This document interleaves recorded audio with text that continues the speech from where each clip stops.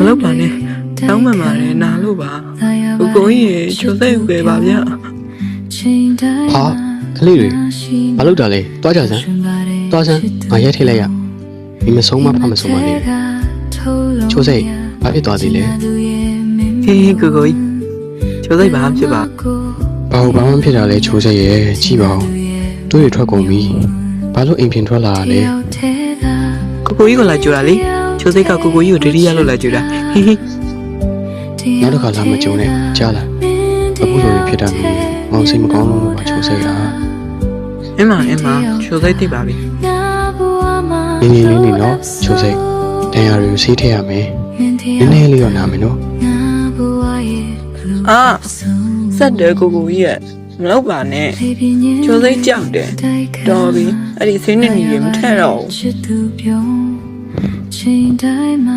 ဟိုမကြောက်ပါနဲ့မောင်ဖြည်းဖြည်းချင်းပဲလုပ်ပေးမှာကြည့်ပါဦးဖြူဖြူဒူကောင်လေးမှာအညူမဲတွေရောပုံဖက်ရာတွေရောကိုကိုကြီးကိုတတိယအသိပေးမယ်နောက်ဆိုအိမ်ထဲမှာပဲစောင့်ရမယ်လေဟုတ်ပြီလား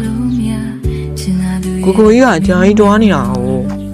ချိုးစိတ်ကတယောက်တည်းပြင်းလို့အိမ်ထဲမှာရုပ်လေးပဲရှိတာသူတို့ကစကားမှမပြောတတ်တာနေလဲပူတယ်ကိုကြီးပြန်မနေမှာဆိုတော့ချိုးစိတ်ကတောက်ရည်ဘူးလေးယူလာပြီးတော့လာကြူလာ အင်းမမောင်မားရပါမောင်ကိုပြုဆိုင်ပေးရတဲ့အတွက်ကျေးဇူးတင်ပါတယ်ချိုးစိတ်ရာ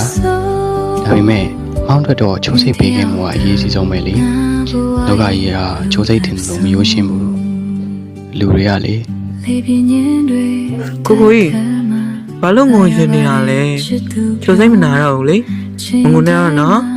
လာချိုးစိတ်ချပေးမယ်နော် မောင်မငိုပါဘူးချိုးစိတ်လေးသာမောင်နာမှာအမြဲရှိနေပြီနောက်ဆိုမောင်အလုပ်ကနေစောစောပြန်လာခဲ့မယ်ချိုးစိတ်ထွက်မုတ်တွေလည်းအများကြီးဝယ်ခဲ့မယ်ပြီးတော့တညလုံးပုံမြင်နေဖတ်ပြမယ်ဟုတ်ပြီလား တကယ်နော်ကိုကိုကြီးဂရိပေးလက်တန်းလေးပေး ဂရိပေးပါတယ်ဗျာ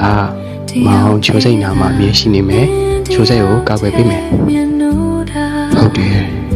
လောကကြီးကသူ့ကိုရက်ဆိုင်တော့ကျွန်တော်ကတော့သူ့အတွက်အနည်းငယ်ဆုံးရေးတစ်ခုဖြစ်ပေးနေမှာပါသူဘယ်လိုပဲဖြစ်နေပါစေကျွန်တော်ရဲ့ချစ်တွေကသူ့ကိုအကောင်းဆုံးကာကွယ်ပေးတာပါ